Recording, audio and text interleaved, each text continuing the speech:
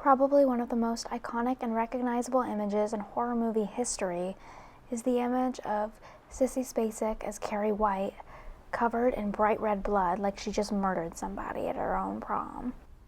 One thing that I think is always important to think about with horror movies is why they scare us. Where does the horror come from? Why do certain stories evoke such primal feelings of fear in some of us? If we view the 1976 film Carrie critically through the lens of gender, we will find that the horror element of the film is derived from the societal fear of teenage girls' emerging sexuality, something that is still prevalent in many ways today. First of all, it's important to talk about the beginning of this movie. The movie starts out with a scene in the girls' locker room. The camera wanders through space, lingering on shots of teenage girls changing. The reason this is important is because it sets the tone for a movie about womanhood told from the male perspective. Carrie is the story of the horrors of female adolescence told by men, which is probably why it's a horror movie. In the locker room scene, Carrie White, played by Sissy Spacek, gets her first period in the shower. Not to even mention all the male gazy shots in the shower scene, Carrie's first period is portrayed dramatically with bright red blood. Then, because Carrie is generally disliked at school for being different, her classmates decide to all gang up on her, pelting her with tampons, screaming, "Plug it up!" Carrie is not only bullied at school for getting her period, but even at home by her own mother. Carrie's mother is also vitally important. She's a religious fanatic who believes that menstruation is the first sign of a woman's sin, and will lead to other unholy temptations down the road. And God made Eve from the rib of Adam, and Eve was weak and loosed the raven on the world, and the raven was called sin. So Carrie got her first period in a very public and humiliating way. She's sort of being held hostage by her Jesus freak mom. Nothing could get worse, right? Wrong. Carrie's period is only the beginning of her problems. This is the point in the movie where Carrie unlocks her telekinetic powers.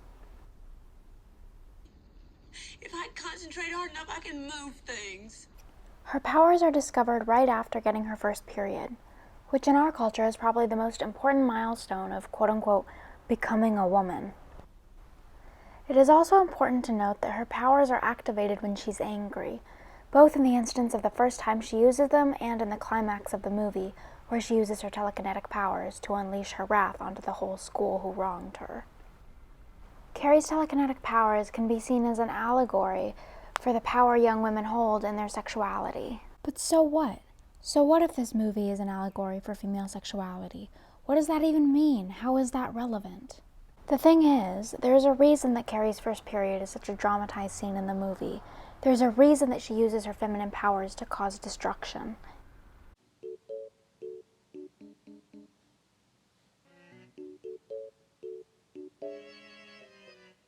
All of this ties back to the idea of female sexuality being the subject of horror and fear.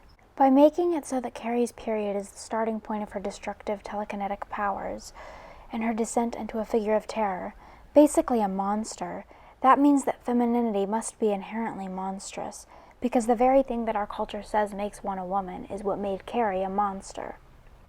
So basically, the first sign of becoming a woman, menstruation, and the first sign of a young woman's sexuality is the monster of this movie. Okay, but now so what? So there was a movie made 45 years ago by an old white dude, based on a book written by another old white dude. That was a long time ago. What does this all have to do with today? Good question. It's quite unfortunate, but even now in the 21st century, with our iPhones and our electric cars, our society is still fearful of the power of female sexuality and the female body in general. Think about it. Remember last year when the song WAP was released and everyone just lost their friggin' minds? Or even more recently when Billie Eilish was on the cover of Vogue wearing lingerie and she got a ton of crap for it. Also, back on the subject of menstruation, some guys from Germany recently created a product called Pinky Gloves, which are gloves meant for women to wear while they remove their tampons for quote-unquote sanitary reasons. These gloves are a product of disgust at menstruation in the female body, a kind of disgust that stems from a deep fear. So clearly these issues have not been left in the 70s. The issues surrounding society's fears, or rather male fears, of the female body are still very much present in our culture today. Like in Carrie, the monster is still feminine, and the female is still monstrous.